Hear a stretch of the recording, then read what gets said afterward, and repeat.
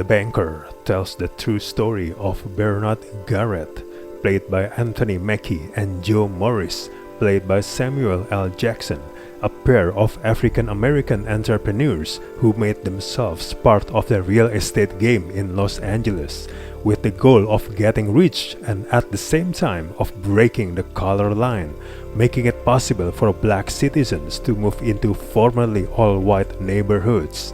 Knowing that the real estate business is the right arm of the banking business, the two sought to maneuver their way into the latter. Yet, due to the color of their skin, they could barely get through the door, so they recruited a white man, a home repair worker named Matt Steiner, played by Nicholas Hoult, to act as a front for them.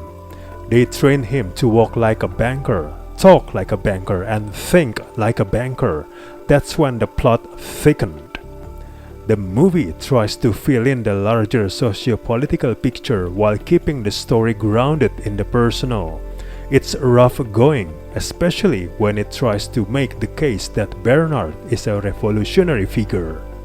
Still, the movie keeps swinging in that direction, unimaginatively dramatizing Bernard's efforts as Eunice smiles and delivers wifely pep talks.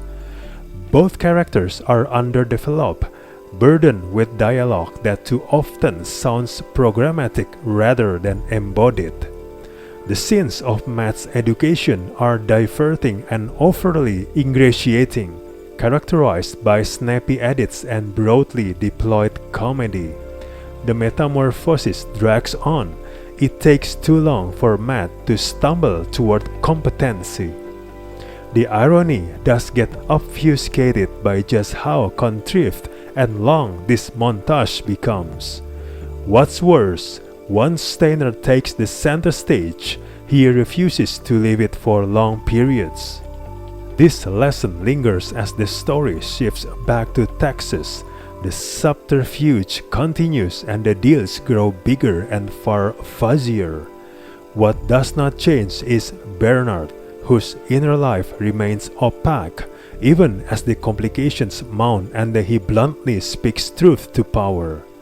He remains more of a nice idea for a character, a mystery that the film never manages to crack.